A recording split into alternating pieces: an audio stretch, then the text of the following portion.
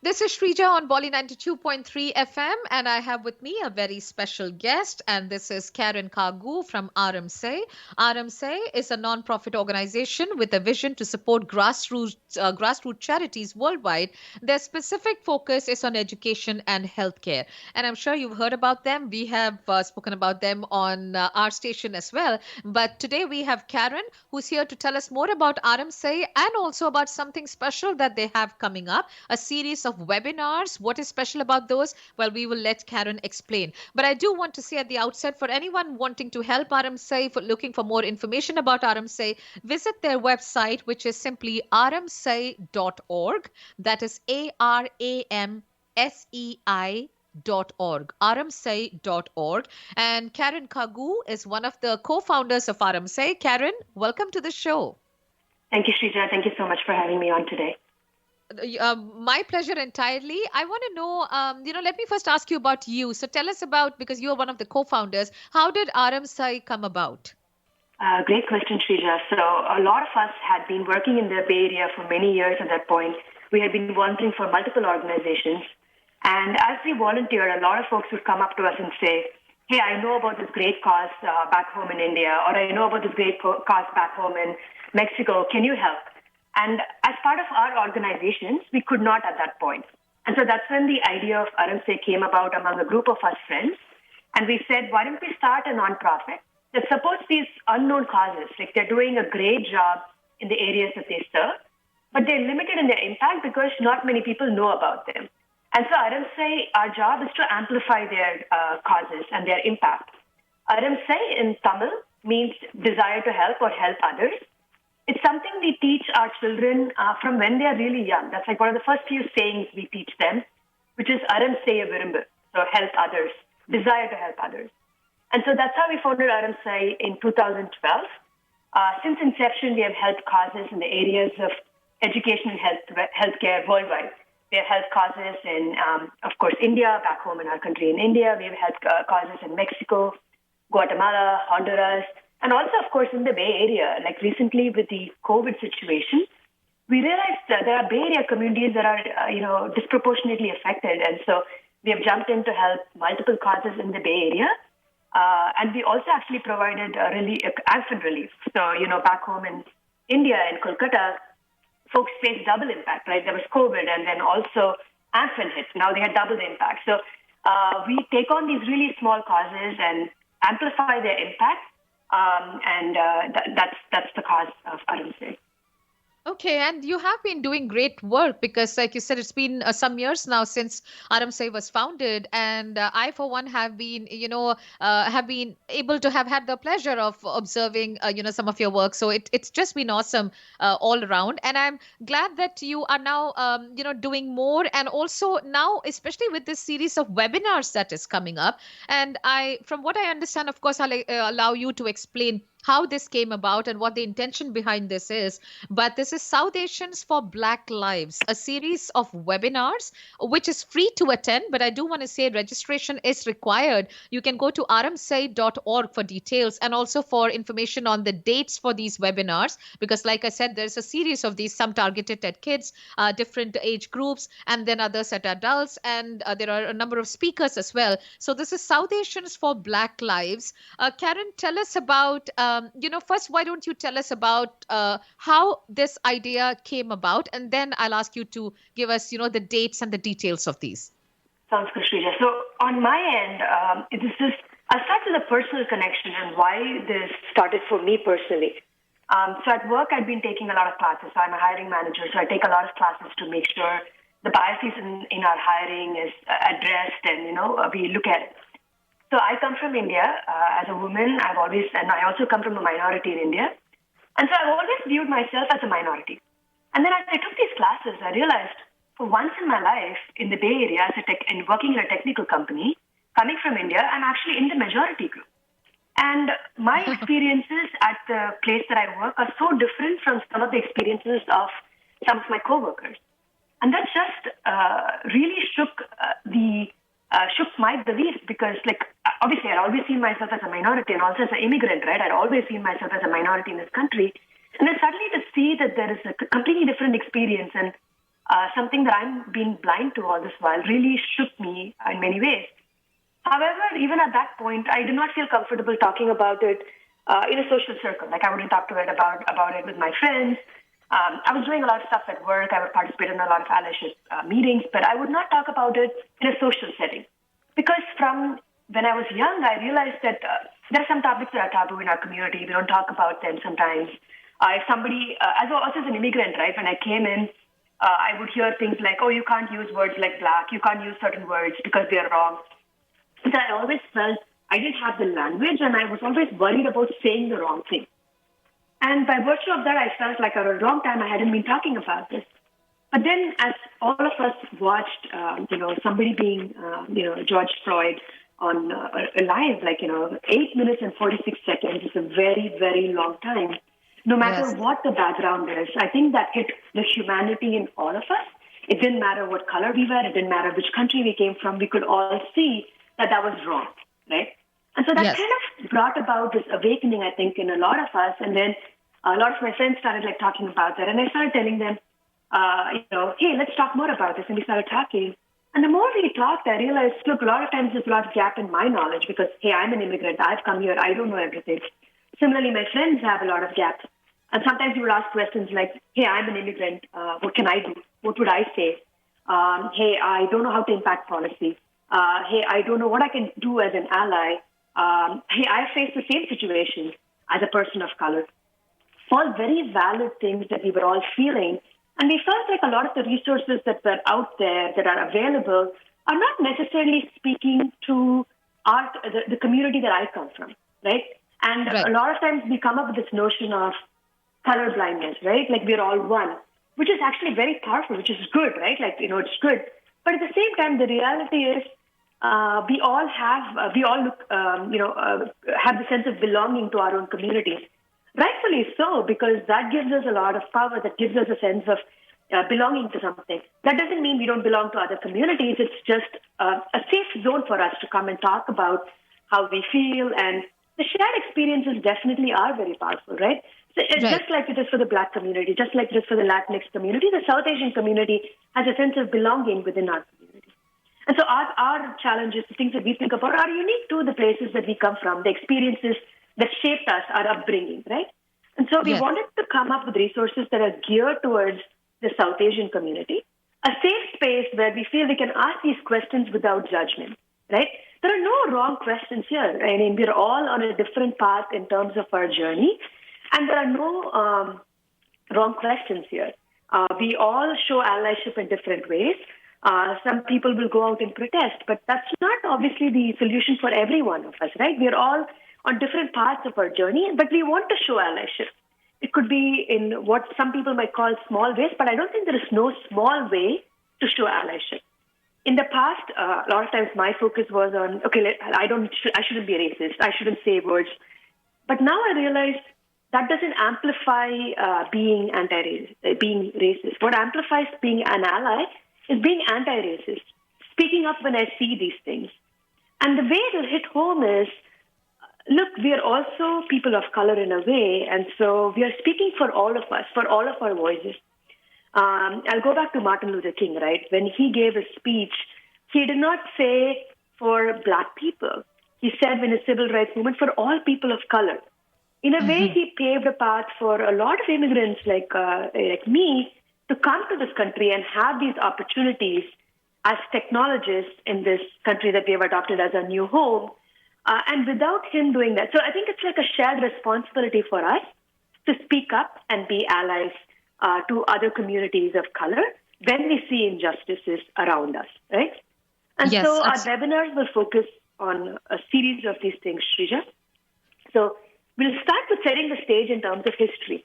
So the first webinar will be on history. As I mentioned, none of these things I was surprised to learn that we're talking about the connection between the Black community and South Asians back from the time of Swami Vivekananda.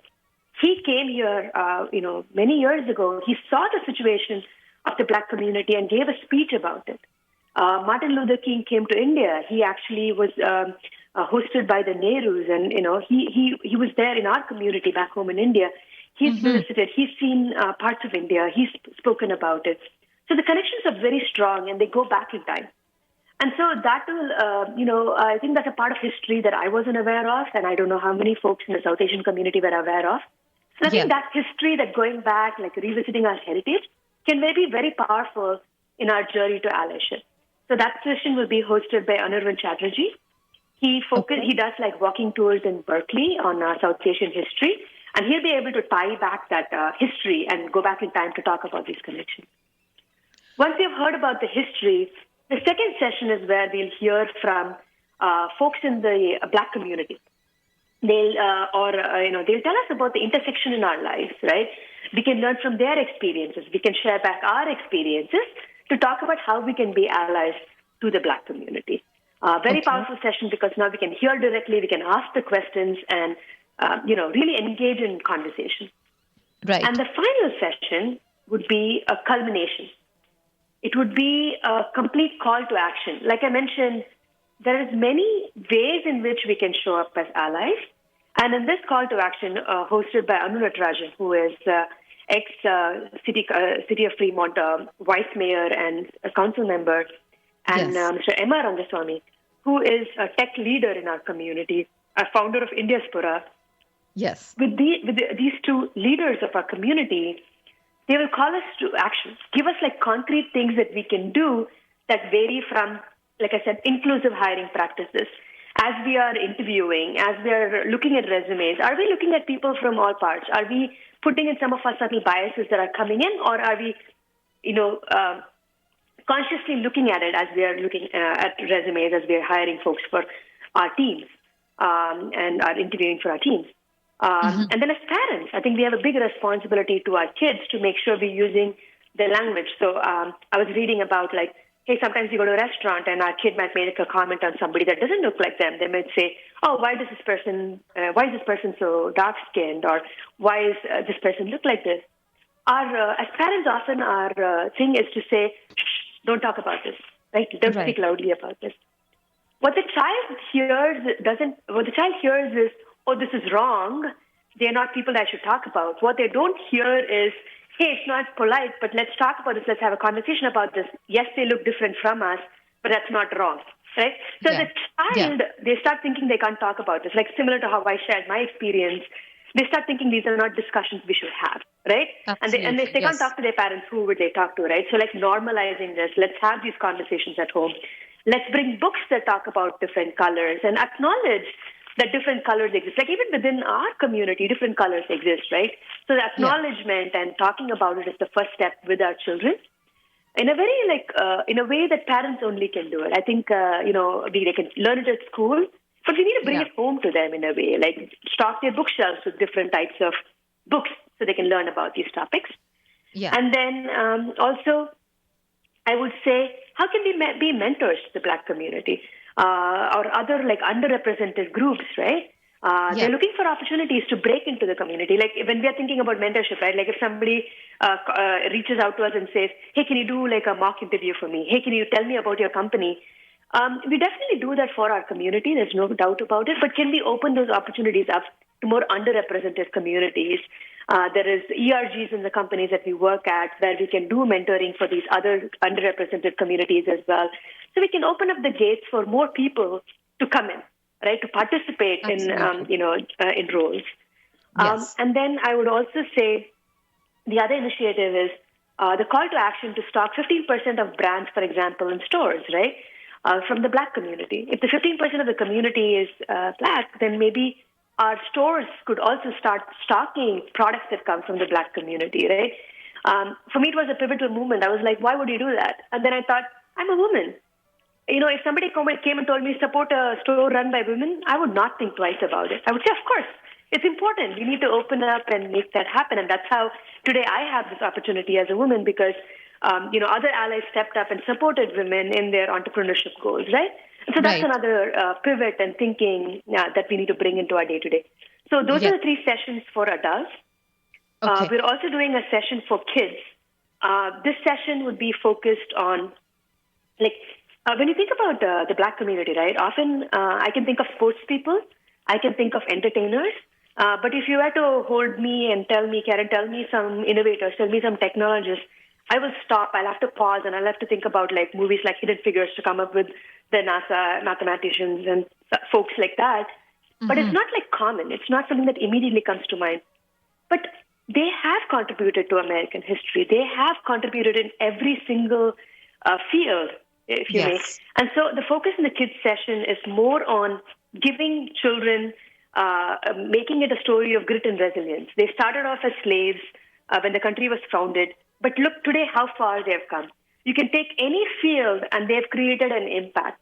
So rather than making it something some folks that feel bad about or feel sorry for, teaching kids that they're a community to look up to as well. Because we always teach our kids grit and resilience, right? We think it's very important for them to work hard and anything is possible. And so focusing the Yes. story more on that rather than you should feel bad for them, you should go help them. Because I think as kids, those aspirational stories make a difference rather than telling them, feel sorry for them. And then Absolutely. the And like, final session, yeah. yes. And then I think the final session and one I'm super excited about is a call to action to our youth. I feel they are the change makers of the future. They are going to enter the job force pretty soon. And they are the ones who are going to institute longer term change, Rija. And so Yes. for them, it's going to be a session, where they can, like, a lot of them are seeing those experiences themselves in their school, right? In the areas that they go to. Sometimes Right. it's scary for them personally to share back. They don't have a safe space to discuss things that they're facing themselves. And so giving them a closed group where they can share in a safe space the experiences they're feeling, what are they hearing from their families, what can they do, how can they come together to influence the future? Because pretty soon they'll be the ones in power, right? They'll be the ones in Yes. these companies and maybe governments making these decisions. So giving them the tools that they need to come about and create like change. So those are Yes. the And series of webinars. All the details are, as you said, on our site, aramsei.org. And the yes. specific URL for these webinars is aramsei.org/Black Lives. Okay. I know I And gave a huge spiel. I'll pause there, Shreeja, for any more questions you may have.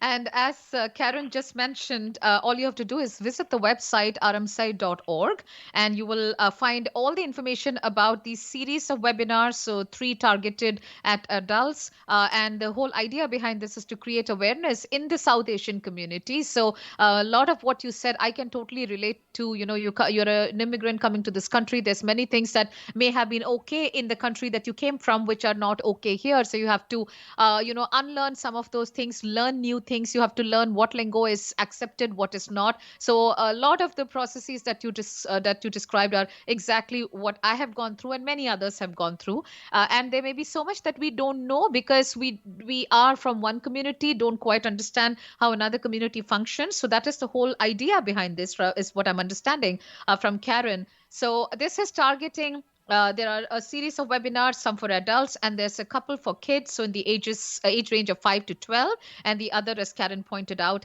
is for the youth, so ages 13 to 18. So this would be something great for you to get your kids to attend. Remember, these are webinars, so that you can attend from your home, and these are free. But they do ask you to register because they are putting a cap on how many people they will accommodate. And all you have to do for that is go to aramsei.org. That's aramsei.org. All the information, the dates, the times for these webinars are all at the website. Karen, we are out of time, so I'm afraid we'll have to leave it here. But I'm going to say thank you so much for doing this. You're a co-founder of Aram Sei, and also for telling us what this is about. I think that awareness that you're trying to create is much needed. So I'm again going to say thank you for joining us on the station. Thank you, Shreeja. Thank you for having us. Thank you very much. And one more time, it's aramsei.org, ARAMSEI, aramsei.org. We were talking to Karen Kagu, one of the co founders of Aram Sei.